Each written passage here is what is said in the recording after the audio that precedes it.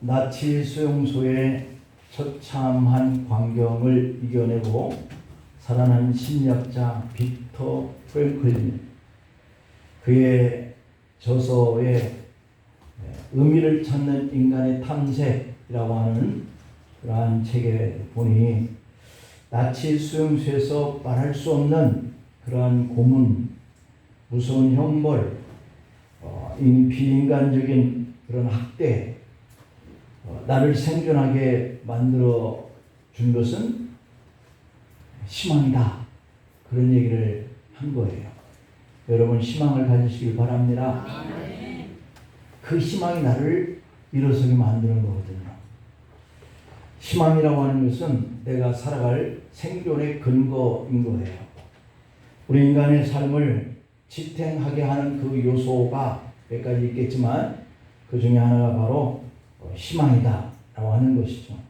그래서 이 희망에 사는 그러한 사람들, 물고기가 그 물에서 주어지는 그런 중요한 의미가 뭐냐면 그들에게 주어진 희망이라고 하는 것이 필수적인데요.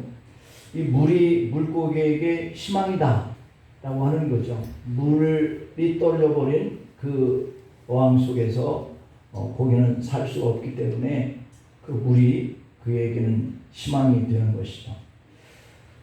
희망의 불꽃, 희망이 나에게 있다 라고 하는 것을 말하는데, 사람들은 어둡고 암울한 환경에 빠져도 자기에게 누군가가 희망이야 라고 하는 이 사실을 기억하게 되면 그는 살아내는 거죠. 내일에 대한 불안감, 정말 안개처럼 알 수 없는 우리의 내일이잖아요. 그 내일 속에 내가 살아갈 그 희망이 있다라고 하는 생각을 갖는다면 그 사람은 뭔가 해내는 거예요. 우리가 어둠 속에서도 절망하지 아니하고 이 희망과 꿈을 가질 수 있는 그 근거가 뭔가, 우리에게는 하나님 계실 줄 믿습니다. 그래서 전능하신 하나님, 우리를 위해서 그분이 일하시는 분, 그래서 우리는 그분에게 피할 수 있어 라고 하는 이런 믿음이 바로 신앙인에게 희망인 거죠. 하나님은 우리 아버지입니다. 우리는 그분의 자녀입니다. 그렇기 때문에 자녀가 환난을 만났는데, 아버지 내가 환난을 만났으니 피할 길을 주세요 라고 할 때 그분은 외면하지 아니하시고 우리 그 길을 열어주시는 분인 줄 믿습니다. 그러므로 우리는 의지할 곳도 없고 기대할 것도 없는 이 땅에서 우리의 희망은 오직 하나님 한 분이셔야 한다라고 하는 것이 바로 우리 믿음의 사람들의 나아가는 그 길이에요. 잊지 않기를 바랍니다.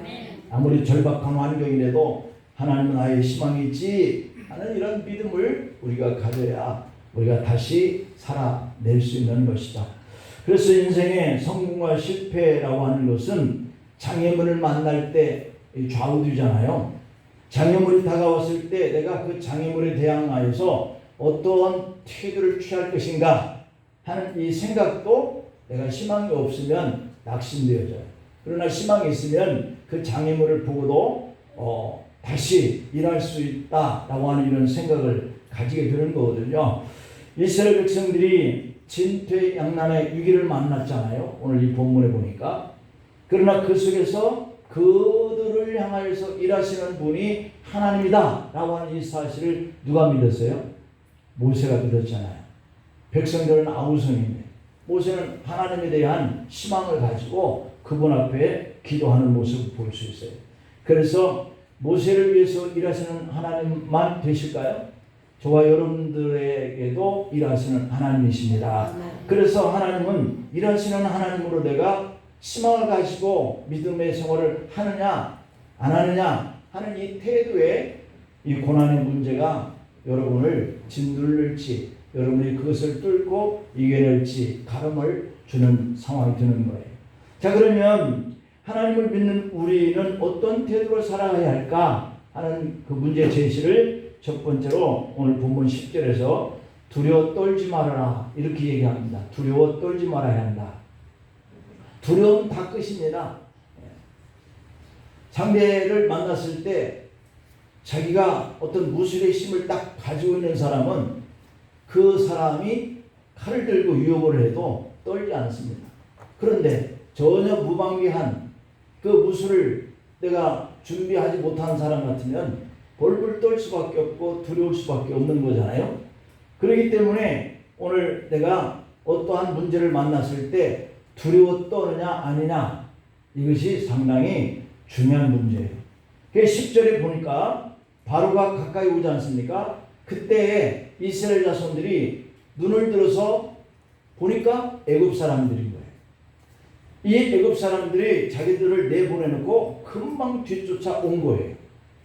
자기들 주위에 이런지라 이렇게 되어 있잖아요. 그러니까 이스라엘 자손이 그 모습을 보고 기겁을 하는 거예요. 자신들을 내보내고 너희들이 원하는 곳을 가라 이렇게 해서 떠나왔는데 그냥 보낸 줄 알았는데 또 잡으려고 뒤쫓아왔다라고 하는 이 생각에 얼마나 두려워 떨었겠어요. 그래서 여호와께 부르짖고 이렇게 했습니다. 부르짖었다.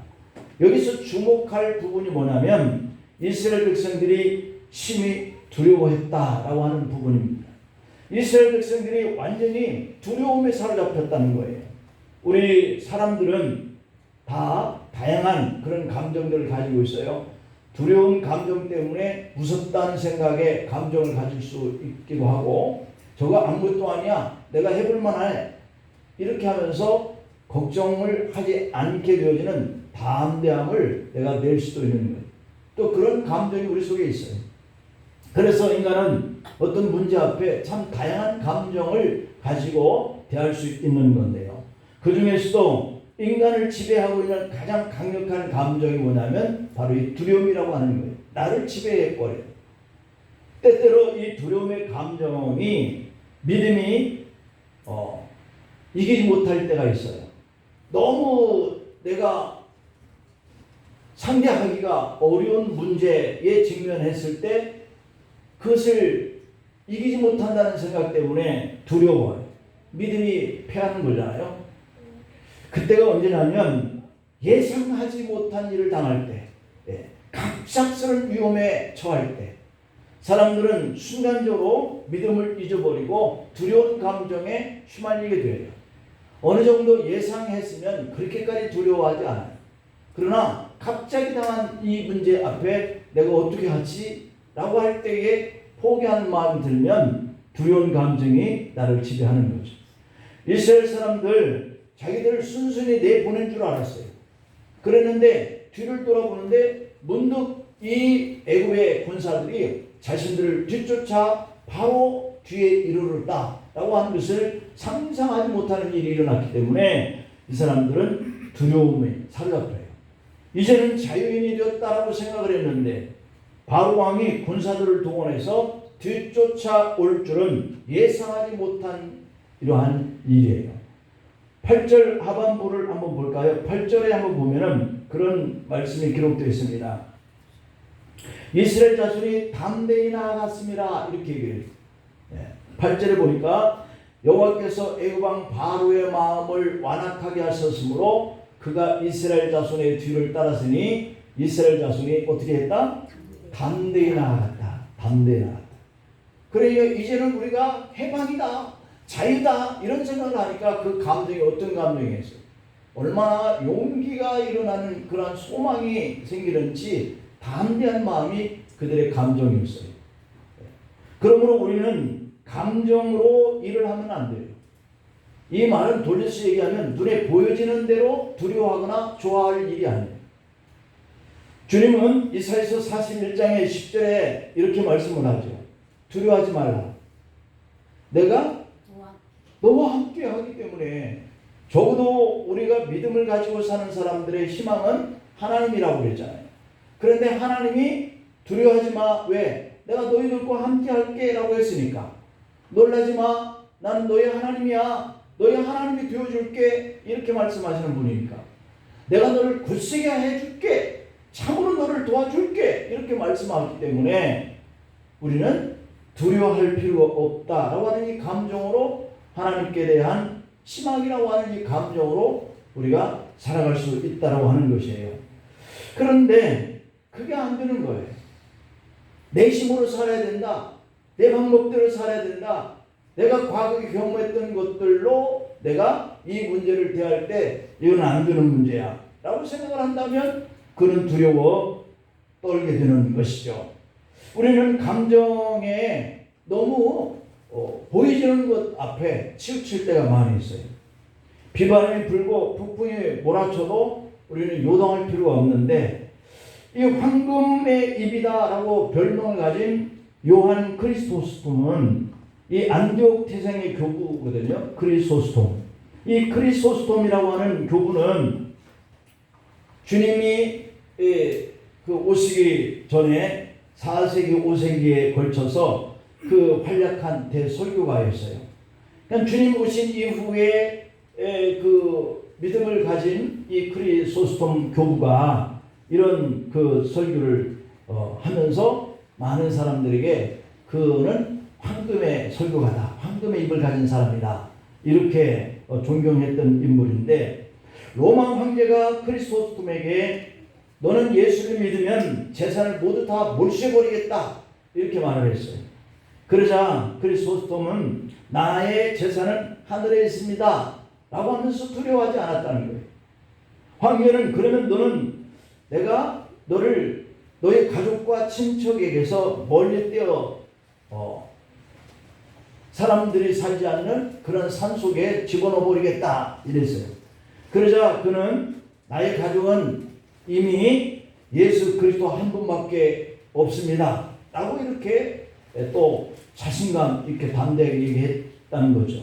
그때 황제는 그렇다면 너를 로마에서 추방시켜버리겠다 그랬어요. 그러니까 그분이 하는 얘기가 그럼 참 좋지요. 그렇다면 천국행입니다 라고 했다는 겁니다. 이에 화나는 황제는 저놈을 당장에 죽여버려라 라고 이렇게 소리를 치니까 그때 요한 크리스토톰이 할렐루야 나는 이제 하나님 품 안에 거합니다 라고 말했다는 겁니다. 그러니까 하나님밖에 없다라고 하는 이 사람에게 세상에 무엇을 제공하고 어떻게 그를 해코자 한다라고 할지라도 결코 거기 앞에 두려워 떨지 않았다라고 하는 것이에요. 크리소스톰은 이 콘스탄티노플의 왕 후에 유독시아의 그 미움을 이렇게 사가지고 유배길을 떠날 때에 행한 마지막 설교에서 바로 그렇게 설교했습니다. 내가 무엇을 두려워하리요? 저가 내 목숨을 찾는다면 죽어줄 것이니 이 생명은 주님이 주셨으며 저가 내 소유를 다 뺏는다 해도 불만이 없을 것은 본래 가지고 온 것이 없습니다.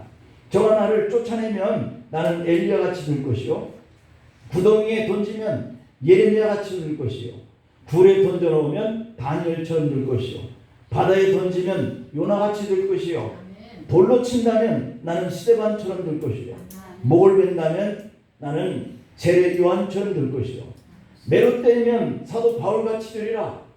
아무 두려움이 없도다. 내가 당하는 모든 사건 모든 고난을 통하여 하나님이 높임을 받을 것이요 나는 그 환난 중에 주시는 영광을 누리게 될 것이다 라고 이렇게 설교를 했답니다. 참 멋진 설교죠.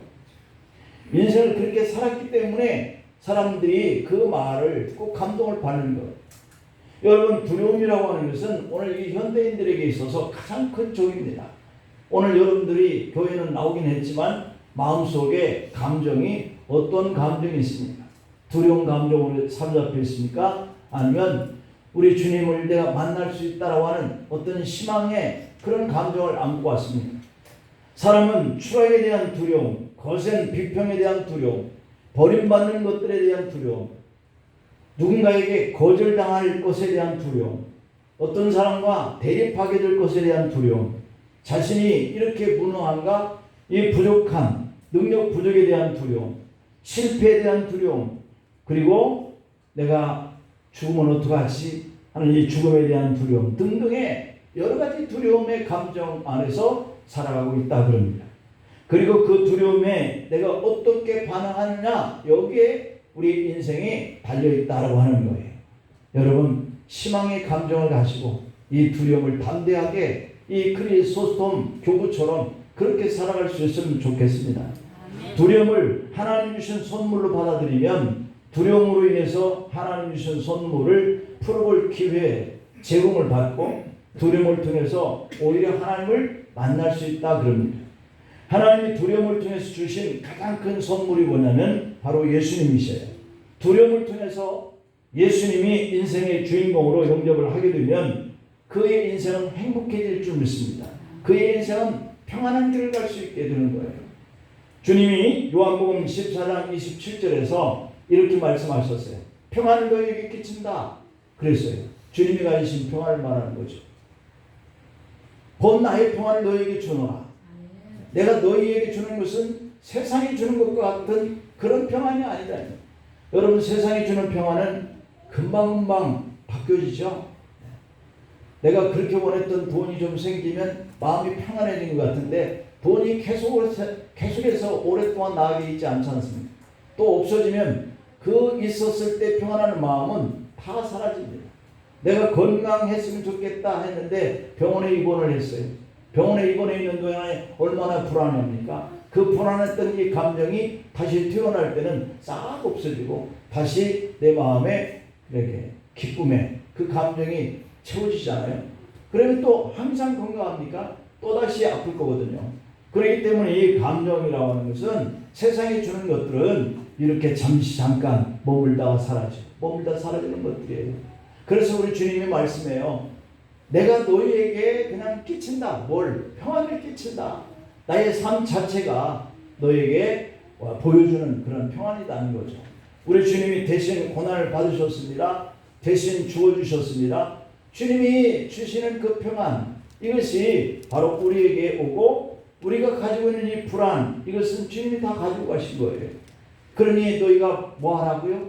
마음에 근심하지도 말고 두려워하지도 말아라. 이렇게 말씀을 하시거든요. 그래서 오늘 우리는 어렵고 힘든 그런 세상의 일 앞에서 무슨 일을 당하더라도 하나님을 믿고 그 주님을 믿고 우리도 두려워하지 않기를 간절히 소망합니다. 두 번째로는 다른 사람을 원망하지 말아라 그랬습니다. 원망하지 마라. 두려워하는 감정도 우리가 버려야 되고 원망을 하고 싶어하는 이런 감정도 우리가 버리자. 오늘 본문 11절 12절에 보면 그렇게 말씀하고 있습니다. 그들이 또 모세에게 이르되 애굽에 매장지가 없어서 당신이 우리를 여기다 끌어냈냐? 언제 끌어냈어요? 자신들이 너무 기뻐서 그냥 걸어서 거기까지 온 거지. 그런데 원망하다 보니까 너 때문이라는 거죠. 네가 끌어다는 거다. 이렇게 얘기하잖아요. 그러면서 우리가 애굽에서 당신에게 했던 말 있지 않냐. 우리 내버려 둬라고 하는 말을 했던 거죠. 우리가 애굽 사람을 섬길 것이라고 하지 않았느냐. 근데 왜 이 광야에 끌어다 놓고 우리를 죽게 만들어? 차라리 죽는 것보다는 섬기는 게 낫겠냐? 맞는 말인 것 같죠. 차라리 섬기는 게 낫지 죽는 것보다는. 그죠? 이스라엘 백성들은 갑작스러운 위험에 빠지게 될 때 이렇게 당황스러워하고 그들을 자유하게 주고 그들에게 해방을 주게 한 이 모세를 향하여서 원망했고 차라리 애굽으로 돌아와서 그들을 다시 섬기겠다 이렇게 얘기를 하고 있습니다. 뭐에 사로잡힌 거예요? 죽음에 사로잡힌 거예요. 죽음에 대한 두려움이 그들에게 공포로 다가왔어요. 이렇게 두려움에 사로잡히면 우리가 어떤 생각을 하기에 자유롭지 못해요. 뭔가 사로잡힐 수 있는 그거에 대해서 그냥 다른 생각을 할 수 없게 만들어요. 그래서 시야가 좁아집니다. 생각이 좁아집니다. 그래서 환경을 탓하고 엉뚱하게 주변 사람들을 향해서 원망하고 불평을 말하게 됩니다. 감옥에서 오랫동안 수감 생활을 했던 사람이 있었는데요. 불행하게도 이 사람은 불평과 남을 탓하는 것이 체질화 되어버렸어요. 한순간도 이제 진정한 행복을 만끽할 수 없었어요. 이 사람에게 주어진 그 형기의 수감 생활을 끝내고 추록을 하게 되었습니다. 그러나 그가 전과자다라고 하는 이 사실 때문에 어디서든지 지내기가 어렵게 되었어요. 그는 마지막으로 생각을 합니다. 차라리 이럴 바에는 수도원으로 들어가야 되겠다. 이런 생각을 가지고 수도원에 갔습니다.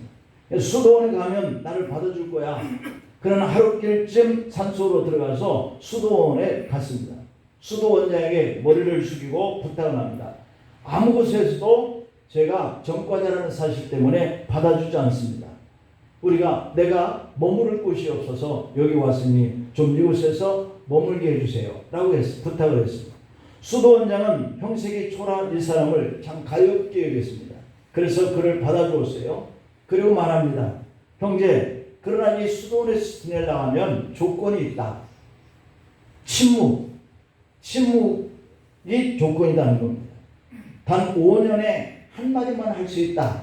너무하죠? 그럼 1년부터 5년이 다 찰 때까지 말을 하면 안 되는 거예요. 수도원이니까. 그런데 조건이 5년이 되면 말 한마디 할 수 있는 조건이 주어진 거예요.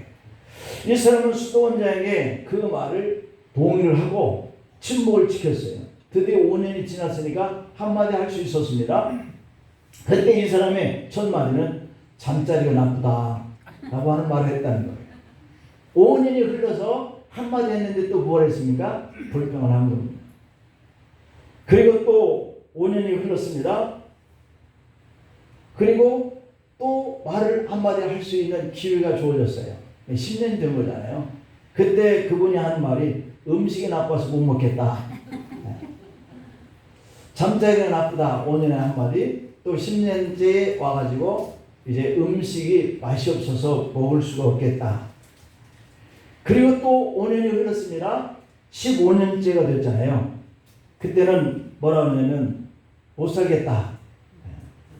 더 이상 못 살겠다. 그도 그럴 것이 그렇게 말을 하고 싶은 사람이고 말을 할 때마다 원망이나 불평을 했던 사람인데 이제 15년째 되었는데 보니까 정말 살 것이 아니다. 좀 더 일찍 깨달았어야지. 5년 정도 살고 말 못하는 이곳에 내가 살 것이 아니구나 하고 나왔어야 되는데 많이 참기도 했습니다. 15년 동안. 세 마디는 모두가 다 불평뿐이었습니다. 결국 수도원장은 이 사람을 내쫓았다라고 하는 겁니다. 그래서 그는 이제 수도원에서마저도 있을 수 없게 된 것이 바로 불평 때문이었습니다. 그대가 여기 있는 동안에 불평뿐이었으니 나가달라는 것. 그는 수도원에서조차 쫓겨나는 신세가 되었다는 것. 원망과 불평하는 이 말은 결코 하나님도 용납할 수 없다라고 하는 겁니다. 원망하고 불평하던 이스라엘 백성들은 하나님이 가나안 땅에 이끌어 가던 이런 과정 속에 모두가 다 광야에서 죽고 말죠. 원망과 불평이라고 하는 것은 하나님도 용납하지 않냐는 그러한 모습의 죄에 해당하는 것이에요. 그래서 우리는 절대 살면서 원망할 때나 또 불평할 일이 생겨도 5년 동안 10년 동안 수도사들은 참는다는데 우리도 참으십시다. 우리를 위해서 일하시는 하나님을 믿고 그분께 맡기고 하나님께 대한 소망을 두고 감사하다. 이렇게도 살 수 있으니 감사하다라고 하는 이 말을 할 수 있기를 간절히 축복합니다. 마지막으로 하나 더 구원을 기다려라 라고 하는 말씀이에요. 구원을 기다려라. 오늘 본문 13절 말씀을 보니까 너희는 두려워 말고 가만히 서서 뭐라 그랬어요? 오직 하나님이 너희를 위해서 어떻게 구원하시는가 이걸 보라는 거예요. 너희가 오늘 보고 두려워 떨던 이 애굽 사람을 이제 영원히 다시는 보지 않게 해주겠다. 할렐루야입니다. 여러분들에게 두려움과 그리고 불평할 수 있는 환경과 조건들이 다 떠나가 버리고 오늘 여러분들을 구원해 주시는 하나님의 그 하시는 일들을 보시기를 간절히 소망합니다. 하나는 이 백성들에게 의미심장한 두 가지의 말씀을 남기고 있는데 이 본문의 13절에 성도는 장애물을 만났을 때 두려워하지 말고 가만히 서 있어야 한다 이런 얘기예요. 그럴 수가 없어요. 주님 너무도 다급해요. 우리는 그럴 수 있죠. 근데 주님은 장애물을 만났을 때 우리가 뭔가 해보려고 하는 거 이거를 하지 말고 주님 바라보고 있으라는 거예요. 주님 바라보고 있으라는 뜻은 무슨 뜻일까요? 주님께 나와서 그냥 주님 바라보고 기도하는 거예요. 주님 내 형편이 이렇게 되었습니다. 정말 안타깝고 정말 두렵습니다. 그러나 제게 주님이 계시니 얼마나 다행인지 모릅니다. 이 문제를 해결해 주세요. 이렇게 하라는 거죠. 주님 바라보라. 그 다음에 또 하나는 그러한 가운데 주님의 구원을 볼 수 있을 것이다 라고 하는 의미예요. 장애물을 만났을 때 우리를 어렵게 하는 것은 두려움만이 아니잖아요. 차분히 때를 기다리지 못하는 조급함이 있어서 여기저기 막 이렇게 해결해 보려고 우리가 무진 애를 많이 씁니다.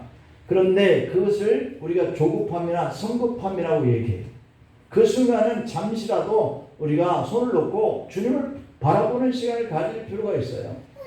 그냥 그때부터 막 여기저기 이렇게 돌아다니면서 이렇게 해결해 보려고 무진 애를 쓰는데, 그렇게 어려움이 오게 된 그 환경을 만나면 내가 그렇게 조급하고 성급하게 돌아다닌다고 문제가 해결을 절대 안 됩니다. 왜? 하나님 나를 그렇게 주님 바라보게 만드신 환경을 줬는데 다른 사람들을 조급하고 성급한 마음으로 쫓아다닌다고 그 문제가 해결되게 하시겠습니까? 하나님이 우리를 이끌어 가시고 하나님이 우리를 통해서 역사하시는 것을 보게 하시려고 그러시는데, 그러니 우리는 할 수 있는 일이 주님께 와가지고 어떻게 구원해 주시나 하고 바라보고 있어야 된다라고 하는 것이 해답이에요.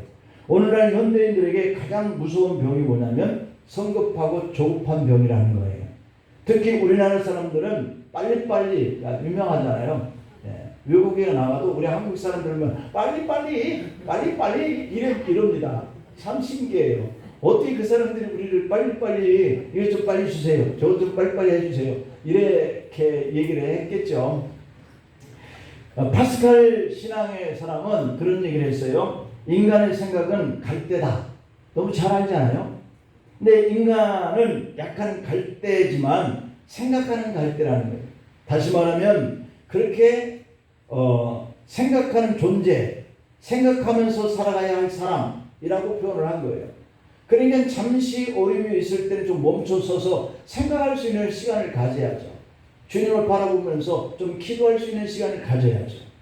그러나 요즘 사람들은 무엇인가에 쫓겨 생각하지 못하고 살아갑니다. 내가 그냥 혼자 다 해결하려고 생각합니다. 근데 안 되거든요. 여기서 이렇게 뭔가 잃어버리고 망하게 되고 라고 하는 이 한자를 보면 바쁠 망자를 쓰는 거거든요. 마음을 잃어버리게 돼요. 망하게 되는 거. 이것이 바쁠 망자예요. 바쁘게 살다 보니까 망해지는 이러한 조급함, 성급함이 그것을 의미하고 있다는 거죠. 그래서 서두르면 스스로 패망하게 된다. 우리 인간의 삶은 깊은 생각 속에서 이루어지고 있거든요. 그래서 모세는 백성들에게 문제가 생겼을 때 너희들 좀 가만히 서서 하나님이 어떻게 너희를 위해서 행하시는지 한번 봐라. 가만히 한번 주님을 생각해 봐라. 이렇게 얘기해요. 서두르면 창세기 16장 2절 보니까 이스마엘이 출생을 해요. 이스마엘. 아브라함에게 아들을 준다고 선언했는데 25년 동안에 기다리다가 누구를 낳았죠? 이삭을 낳았는데 이삭 전에 누가 출생합니까? 이스마엘이 출생하면서 둘이 형제가 싸움을 벌이게 되는 사건이 발생을 하죠. 우리가 뭔가 당황하게 되면 하갈처럼 눈앞에 샘이 있는 것도 보지 못해요. 창세기 21장 29절에 보면 하갈이 사나한테 쫓겨나가지고 광야에 나와서 슬피 우는데 이 이스마엘이 갈증을 느끼면서 헐떡이고 죽어갈 것 같거든요. 그러니까 주님이 나타나서 그에게 손짓을 가리키는 건데 바로 앞에 불이 있는데 그걸 보지 못하죠. 이렇게 우리가 당황하면 그러는 거예요. 문제 해결이 바로 옆에 있는데 보지 못하게 되는 거죠. 그러므로 어려움이 다가오면 우리는 먼저 왜 이런 어려움이 왔지 하는 이런 생각에 그 사람이라는 거예요. 뭔가 생각해 보라는 거죠. 하나님께서 구원하실 때까지 인내심을 가지고 조용히 기다려야 할 문제는 기다려야 한다. 하나님이 또 다른 하갈에게 옆을 봐라, 물이 있으니 떠다가 아이에게 줘라 이렇게 말씀하시는 그런 생각에 깨달음이 온단 말이죠. 그러면 우리가 살 수 있어요. 응답을 기다리는지 않는지 우리가 보면 알 수가 있어요. 믿음의 사람은 기도뿐만 아니라 이 응답을 기다리거든요. 여러분들이 기도해 놓고 문제가 오늘 해결 안 된다고 안 되는 것이 아니라, 주님이 안 들으신 것이 아니라 여러분들이 우리가 기다리지 않는 것이 문제예요. 기도를 해놨으니 들으시는 분께서 응답해 주실 때를 기다리는 거죠. 기도는 기적을 믿고 기도하고 기대하고 기다리는 것이 기도예요. 계속해서 기도하지 않더라도 내가 하나님 앞에 기도해 놓은 것을 마음속에 간직하면서 기다리는 거예요. 묵묵히. 실력이 비슷한 두 사람이 경쟁을 한다면 조금 더 인내하는 사람이 이긴다고 합니다. 마지막 승부는 얼마나 좀 더 기다릴 수 있느냐, 여기에 승패가 달려있다는 거죠. 예수님은 끝까지 기다리는 자가 구원을 얻으리라 말씀하셨습니다. 그리고 항상 기도하고 낭망치 말아야 할 것은 불의한 재판관과 한 과부의 비유를 통해서 가르치고 교훈하고 있어요. 그리고 인자가 올 때까지 세상에서 믿는 자를 보겠느냐, 주님이 말씀하기 기다리고 끝까지 믿음을 가지고 기다려요. 하나님께서는 장차 일어날 일들을 선지자를 통해서 다 이렇게 예고하실 뿐만 아니라 그 사건이 이루어질 정확한 시기를 결정해 주셨어요. 하나님께서는 노아 시대의 사람들을 보고 악하다 하시면서 심판하시기로 작정하셨지만 120년을 기다려주세요. 인내하시고. 그러니 우리가 기다리는 거죠. 사람들이 산 꼭대기에서 방주를 만드는 동안에 노아와 그의 가족들을 보면서 120년 동안 사람들이 얼마나 비웃고 조롱을 했겠어요. 저것들 비도 오지 않는데 산 꼭대기에 배를 만들어. 그러면서 산을 오르락내리락 할 때마다 사람들이 보고 얼마나 비아냥거렸겠어요. 그런데 정한 때가 되어서 홍수가 나지 않습니까? 문이 닫혔는데 얼마나 많은 사람이 노아의 가족들이 만들었던 그 방주를 생각해냈겠습니까? 산으로 오르고 우리가 저 산만 오르면 방주에 들어갈 수 있으니까 이런 기대감을 가지고 왔겠죠. 이 사람들이 다 누구예요? 다 비아냥거리고 조롱거렸던 사람들이잖아요. 하나님은 창세기 15장 13절로 14절에서 아브라함에게 너는 반드시 알라. 네 자손이 이방에서 개개되어 그를 섬기겠고 그들은 430년 동안 네 자손을 괴롭게 하리니 그 섬기는 나라를 네가 징벌하며 할지며 그 후에 네 자손이 큰 재물을 가지고 나오리라. 그러니까 정한 때가 되자 하나님은 모세를 통해서 고난받는 이스라엘 백성을 애굽 땅에서 이끌어내시고 가나안 약속의 땅으로 인도하신 줄 믿습니다. 때가 될 때까지 우리가 인내하고 기다리고 기도하고 인내하고 기다리는 이런 사람이 되어야 할 줄로 믿습니다. 이 말씀은 정확하게 성취되었잖아요. 때가 참에 이스라엘 백성들은 바벨론 포로 생활을 마치고 고국으로 돌아왔어요. 하나님이 그들을 70년 만에 포로에서 돌아오게 하겠다라고 하셨는데 그대로 된 것이죠. 예수님도 때가 참에 이 세상에 오셨고요. 또 때가 참에 이 세상을 심판하기 위해서 재림하신다 하신 이 약속이 반드시 이루어질 날이 있을 줄 믿고 우리는 기다리는 거죠. 하나님께서는 이 세상의 역사를 주관하고 계시는 분이니까 하나님께서 정한 그 시간의 때에 모든 것은 정확하게 이루어진다는 거예요. 우리 개개인을 향한 계획도 있는 줄 믿습니다. 우리는 급하지만 하나님은 급하지 않으세요.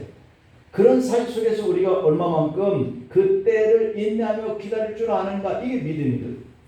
하나님은 당신의 절대 주권을 가지고 정하신 그 계획을 따라서 행하십니다. 그래서 기다림은 낭비의 시간이 아닌 줄 압니다. 하나님의 사람들은 기다림에 익숙한 사람들이잖아요. 모세는 40년을 기다렸고 아브라함은 25년을 기다렸고 요셉은 13년을 기다렸습니다. 그랬더니 총리가 되고 아들 이삭을 얻고 그리고 하나님의 사람들을 구출해내는 지도자로 이렇게 쓰임을 받잖아요. 영성신학자 리차드 포스터는 조급함은 마귀적인 것이 아니라 마귀다 이런 얘기를 했습니다. 그러니까 조급하고 성급한 것은 마귀적인 것이 아니라 마귀다 이렇게 표현을 한 것이죠. 만사에 때가 있음을 믿고 하나님의 정하신 때를 우리가 참아 기다리면서 하나님이 여러분들에게 약속하신 그 놀라우신 축복이 정확하게 임하는 그 시간을 조급하거나 성급하지 말고 기다려서 그 복을 받으시기를 축복합니다. 기도하시겠습니다. 하나님 아버지, 어떤 일을 만났을 때 사람들은 공포감과 두려움으로 떨게 되어지는데, 하나님을 믿는 사람들은 그렇게 하면 안 된다. 두려워 떨지 말아라. 다른 사람을 원망하지 말아라.